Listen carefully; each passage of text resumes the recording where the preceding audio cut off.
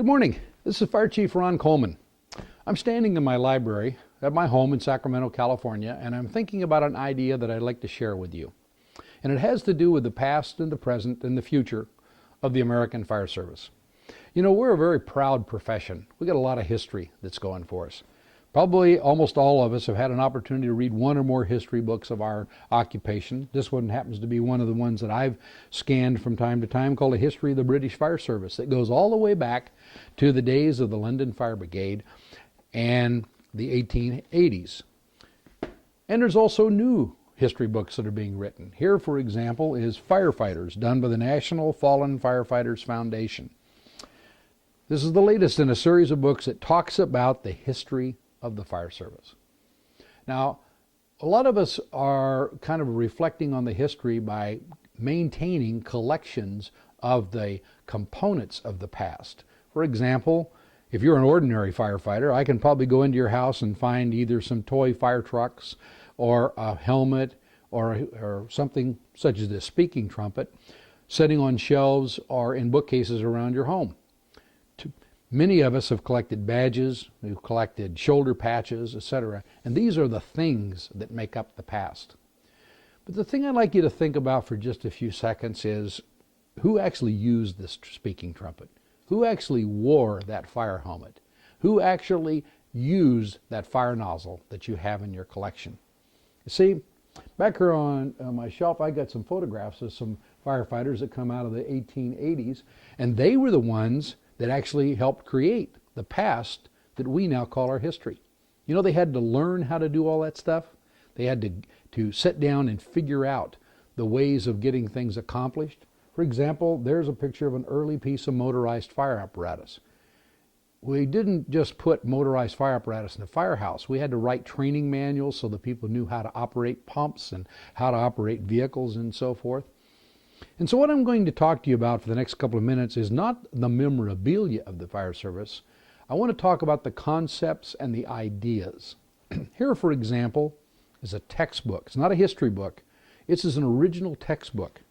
This particular one, I'm very pleased to have in my collection, is entitled Fire Protection, a complete manual of the organization, machinery, discipline, and general working of the Fire Brigade of London, authored by Chief Officer, Metropolitan Fire Brigade, Ira Massey Shaw, 1876. You see, this is not a history book. This was a book that was printed, it was distributed, and it was utilized by the London Fire Brigade to actually begin to initiate standardized ways of training firefighters. These kinds of documents are just as significant as the history books themselves. It's because the actions taken by individuals is what makes a difference in the past and the present of the fire service. Here's another example of the written word, as it were. I open up this manual and find that this is the journal taken from the tower of Engine Company 46 at 451 East 176th Street in the Bronx of New York, 1882. This is a logbook. It talks about what happened in that firehouse that day.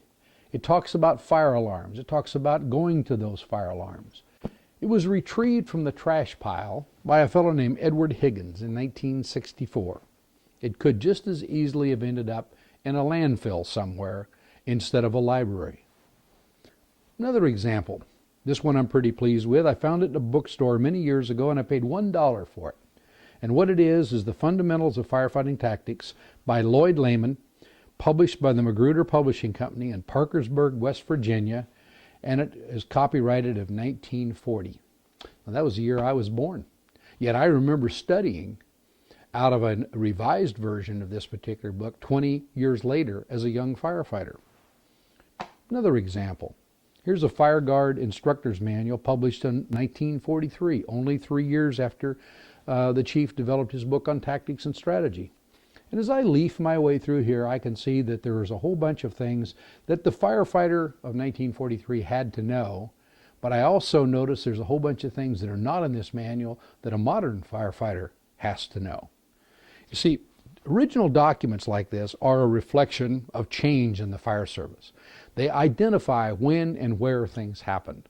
History books reflect over a chronology of time, whereas original documents talk about actually when it occurred.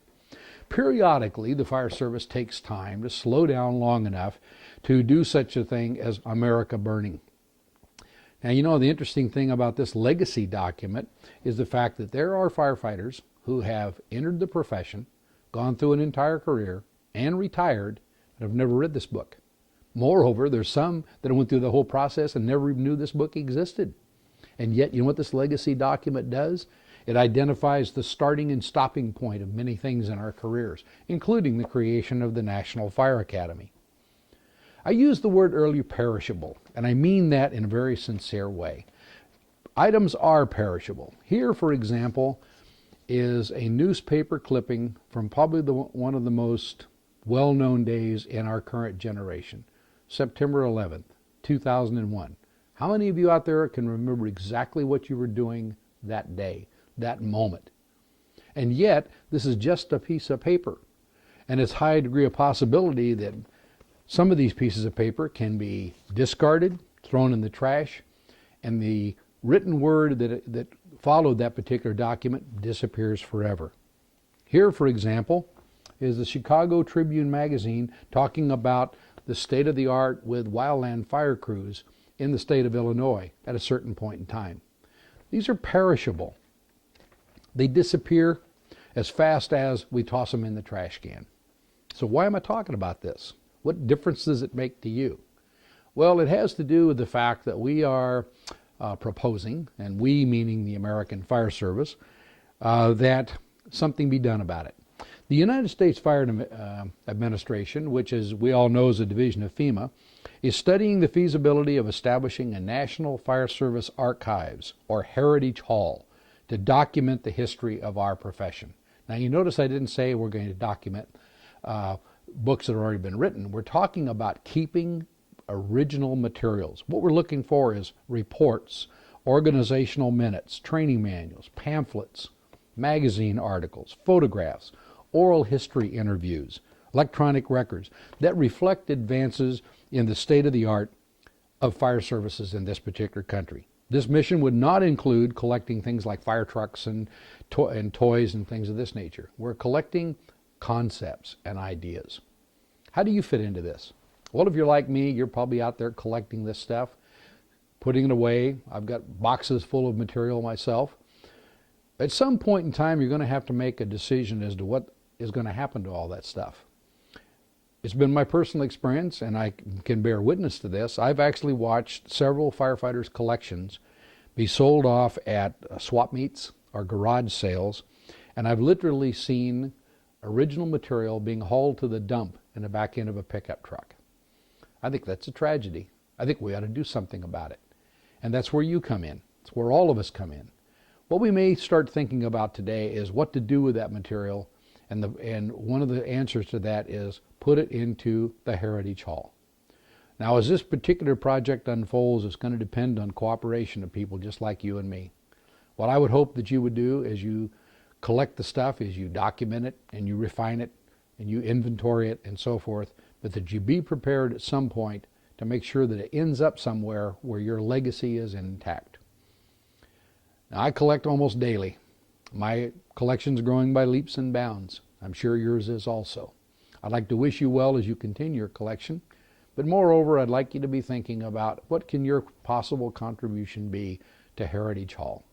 At some point in time, we have to be able to look back on the fire service of today and reflect on what was accomplished today, because there will almost always be somebody who is compiling a history of it, and we are all part of history. See you later.